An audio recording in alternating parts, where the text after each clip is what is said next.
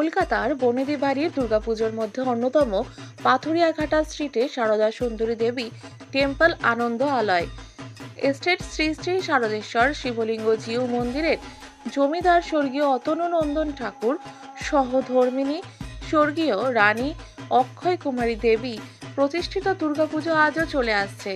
নবমীর দিনে পুরোহিতের মন্ত্রোচ্চারণ ও যজ্ঞের মাধ্যমে মা দুর্গার আরাধনা ও বিশেষ পূজার্চনা চলে।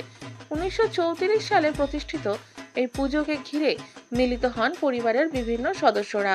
এদিনের মহানবমীর পুজোতে উপস্থিত ছিলেন বিধায়ক ও মন্ত্রী ডক্টর শশী পাজা, ছিলেন স্থানীয় পৌরমাতা মীরা হাজরা, কলকাতা হাইকোর্টের অ্যাডভোকেট অভিজিৎ রায়, অজয় ভট্টাচার্য, অ্যাডভোকেট শিপ্রা ভট্টাচার্য, পুজোর ট্রাস্টি সেবায়েত ঋষিকেশ ভট্টাচার্য সহ অন্যান্যরা। সেবায়েত ঋষিকেশ ভট্টাচার্য জানান, এই পুজো প্রায় 150 বছরের বেশি সময় ধরে চলে আসছে। পুজো উপলক্ষে আগত ভক্তদের মধ্যে মহাপ্রসাদের আয়োজন করা হয়।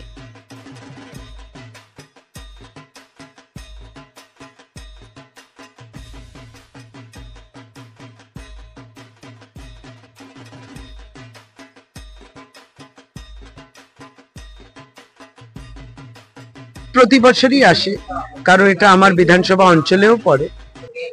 আর ভট্টাচার্য পরিবার আমার সঙ্গে রাজনৈতিকভাবে এবং এই পুজোর মাধ্যমেও যুক্ত আছে, ফলে বহুদিনই আসা যাওয়া থাকে। পুজো যে কয়েকটি দিন যায় তার মধ্যে মোটামুটি অষ্টমী কিংবা নবমীতে আসার চেষ্টা করি, এবং আজকে মহানবমীতে এসছি পুজো। এখানে পুজো খুব সুন্দরভাবে করেন তারা, সপরিবারে সকলেই একসঙ্গে করেন। আর আমাদের স্থানীয় পৌর প্রতিনিধি মীরা হাজরা ও উপস্থিত, আমার সঙ্গে স্থানীয় আমাদের এই ওয়ার্ডের ব্লক প্রেসিডেন্ট পাপ্পু তিওয়ারি, দীর্ঘদিন দুজনেই অত্যন্ত পুরনো মানুষ। আমরা তিনজনই একসঙ্গে আসিও প্রতি বছর ভট্টাচার্য বাড়ির এই পাথুরিয়াঘাটা পুজোতে। একবারই যেমন হয় প্রাচীন পুজো, এবং নিশ্চয়ই একটা বাড়ির পুজো, এর তাৎপর্য, এর গুরুত্বটাও অন্য আলাদা হয় অন্যান্য থেকে, অন্যান্য সার্বজনীন পুজো থেকে। এখানে একবারই বাড়ির যারা আছেন আত্মীয়রা তারা সকলেই থাকেন, এবং আপনিও দেখবেন প্রতিমা একবারই প্রতি বছরই, এটা আর তারা পরিবর্তন করেন। একই রকম মায়ের যে আকার কিংবা মায়ের প্রতিমা প্রতি বছরই একমতই থাকে। যেমন বাড়ির পুজো হয়, সকলকে নিয়ে একটু আনন্দ থাকে, সকলকে নিয়ে দুর্গাপুজোর শুভেচ্ছা বিনিময় হয়, আমাদের মধ্যে এরকমই প্রীতি শুভেচ্ছা ভালোবাসার একটা সম্পর্ক থাকে। না, এটা তো সকলেই জানেন, এবং মাননীয় মুখ্যমন্ত্রীকে ধন্যবাদও জানায়। এটা তো সত্যি যে 2011-র আগেও দুর্গাপুজো ছিল তো, কিন্তু এই ধরনের ভাবনা ছিল না। এখন তারপরে দেখবেন যে এই যে 43,000 পুজো যদি আজকের দিনে যে রাজ্য সরকার তাদের পাশে দাঁড়ানোর জন্য যে 1,10,000 টাকা বরাদ্দ করা হয়েছে, এটা কিন্তু যদি স্বল্প এবং মাঝারি পুজো, তারা দারুণভাবে উপকৃত। এখন কথাটা হচ্ছে যে সংখ্যা এখন আমরা বলতে পারছি 3,000 কলকাতাতে, এবং তারপরে সারা পশ্চিম বাংলায়। এই সংখ্যা যে কত ছিল আগে, আর এইভাবে পাশে না দাঁড়ালে হয়তো ছোট পুজোগুলো প্রায় বন্ধের মুখে ছিল। সেখানে মায়ের পুজো বন্ধ তো হয় না, এখানে মায়ের পুজো হয়, এবং মায়ের পুজো এত সংখ্যায় হয় আমি আমার বিধানসভা কেন্দ্রেও বলতে পারি। এখানে অনেক পুজো আছে যারা উপকৃত হয়েছেন এই সাহায্য থেকে, এবং সকলে খুব সুন্দরভাবে পুজো করছে মায়ের পুজো। এই যে পুজোর মাধ্যমেও তারা মুখ্যমন্ত্রীকে ধন্যবাদ জানায়। বহুজন ফ্লেক্স টেক্স ব্যানারও দিয়েছে, আবার তারা মৌখিক ভাবেও শুভেচ্ছা দিচ্ছেন এবং ধন্যবাদ কৃতজ্ঞতা জানাচ্ছেন। সুতরাং পাশে থাকার একটা বিষয়, পুজো তো পুজোর মধ্যে পাশে থেকেছে, এর মধ্যেও যদি অন্য ব্যাখ্যা কেউ দেয় তাহলে দুর্ভাগ্যজনক। যার যেমন রাজনৈতিক কিংবা অন্য চশমা দিয়ে বিষয়টা ব্যাখ্যা করতে চায় তার সুবিধে। আমরা রাজ্য সরকার পক্ষ থেকে যে সাহায্য আসে, পাশে থাকার বার্তা আসে, থানা মারফত প্রত্যেকটি পুজো কমিটির কাছে এই চেকটা পৌঁছে যায়। অত্যন্ত পরিষ্কার পরিচ্ছন্ন ভাবে এই কাজটা হয়। এবার কে মমতা বন্দ্যোপাধ্যায়কে ভোট দিলেন, কে দিলেন না, এই ভোটের রাজনীতি তো তিনি দেখেন না। সমস্ত পুজোর পাশে থাকার বার্তাটাই আছে। এবার কেউ যদি না নিতে চান বলতেই পারেন, নেব না। আমাদের যেহেতু সাবর্ণ গোত্রের মধ্যে পড়ি, তো আমাদের সাবর্ণদের যে রীতি রয়েছে, বৈষ্ণব মতে পুজো, শাক্ত মতে আমরা করি না। তো সেই রীতি মেনেই পুজো হয়, প্রতিপদ থেকে শুরু হয় মহালয়ার পর থেকে, এবং তারপরে আমাদের পঞ্চমীর দিন দেবীর আমন্ত্রণ অধিবাসটা শুরু হয়, এবং ষষ্ঠীর দিনকে দেবীর প্রাণ প্রতিষ্ঠা এইগুলো শুরু হয়।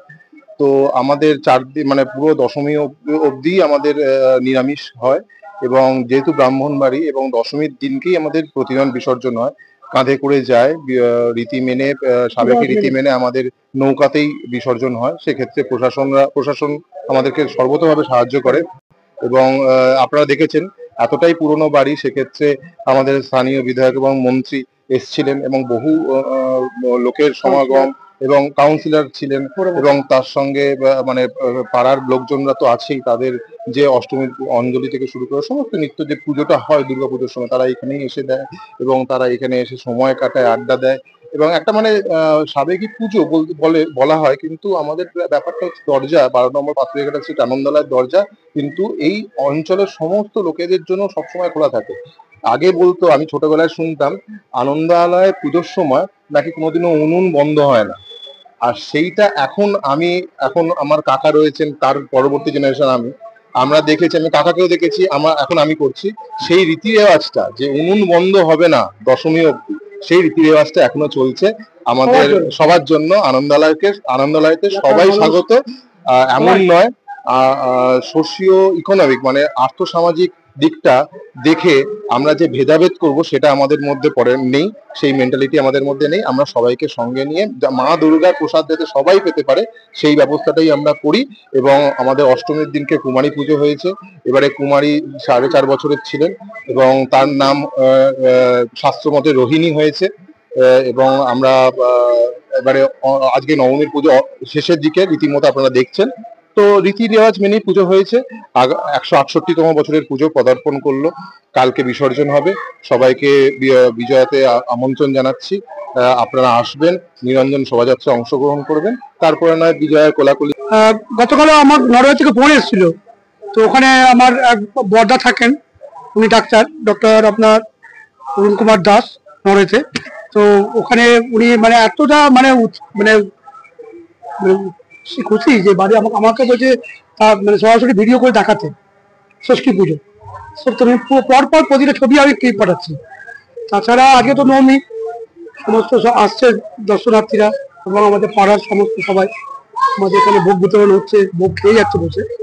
আর তার সাথে আমাদের এই পুজো প্রায় 150 বছর, 1934 সালে এই বাড়ি প্রতিষ্ঠাতা স্বর্গীয় অচলরঞ্জন ঠাকুর, ওনার স্ত্রী রানী অক্ষয় কুমারী দেবী। আমাদের দুর্গাপুজোর সাথে সাথে তারপরে আমাদের শিবরাত্রি অনেক ধুমধাম করে আমাদের এই পুজো হয়। সবাইকে নিয়ে এখানে শিবরাত্রিতে যেমন আমাদের দুর্গাপুজোর যেমন ভোগ বিতরণ হয়, বসিয়ে খাওয়া যে রীতি রেওয়াজ, সেটাও আমাদের শিবরাত্রিতে হয়। এবং এখানে আমাদের ভান্ডারাও হয়, এলাকার মানুষ প্রায় 3, 4, 5 হাজার লোক খায়। এই পুজো প্রতিষ্ঠাতা হচ্ছে আপনার স্বর্গীয় অচলরঞ্জন ঠাকুর এবং রানী অক্ষয় কুমারী দেবী। আমাদের তো আপনার সামান্য প্রত্যেক পরিবার, আমাদের সামান্য গোত্র।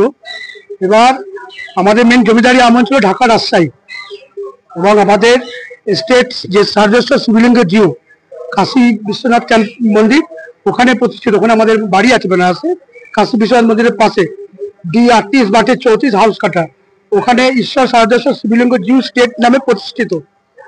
আর আপনার স্বর্গীয় অচলরঞ্জন ঠাকুর ওই বাড়ি প্রতিষ্ঠিত করেছিল বেনারসে। তাছাড়া আমাদের ঝাড়খণ্ডে আছে, আমাদের দেশ হচ্ছে নদিয়া, তাছাড়া আমাদের দিনাজপুরে আছে, আমাদের এদিকে ত্রিপুরাতে আছে, যেটা হ্যাঁ। এখন আমাদের প্রায় সদস্য সংখ্যা আমরা 7 ভাই প্লাস আমাদের জ্যাঠা কাকা যারা আছেন ওনারা, তো একসাথেই আমরা আছি। আমাদের এই বনেদিয়ানা এবং ট্র্যাডিশনাল পুজো, দুর্গা পুজো, স্টেটের পুজো, শ্রী সর্বেশ্বর জিউ স্টেট, এই পুজোতে প্রত্যেক বছরই বিভিন্ন গণ্যমান্য ব্যক্তি আসেন। তার মধ্যে আমাদের এই সিনিয়র স্যার হাইকোর্টের অ্যাডভোকেট মিস্টার অভিজিৎ রয়, সপরিবারে এসছেন, সাথে আরো বন্ধুরা এসছেন, এবং আরো অনেকে গণ্যমান্য ব্যক্তিরাও এসছেন। এই পুজোতে আমাদের খুব আনন্দ হয়। আর স্যার তো বললেনই, এরপর আর কিছু বলার জায়গা নেই। এটুকুনি বলে আমরা আশা রাখছি এই পুজোকে আরো এগিয়ে নিয়ে যাব, আরো বড় করে।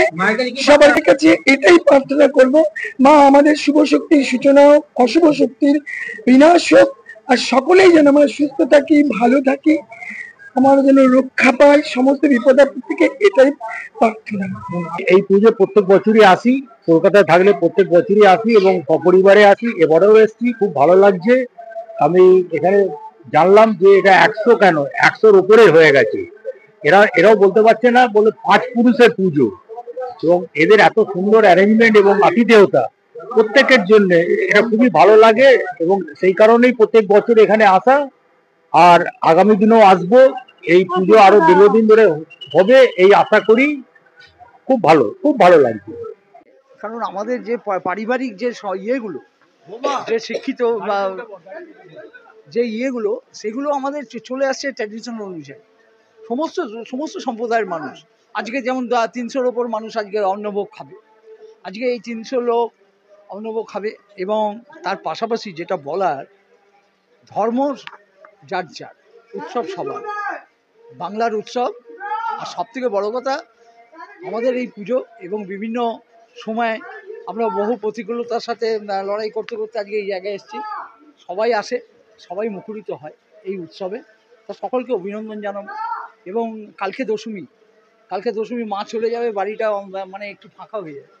আমরা 7 ভাই এবং আমাদের ভাইপুরা, আমাদের যে পরিবার, একটা যৌথ পরিবার, এই পরিবারটা একটা সুন্দরভাবে আমরা মেনটেন করে চলছি। আজকে দেখুন, বাংলার সংস্কৃতিটাকে, বিশেষ করে এই অঞ্চলের যে সংস্কৃতি আমরা ধরে রাখতে পেরেছি, এটাই আমার কাছে বড় পাওনা।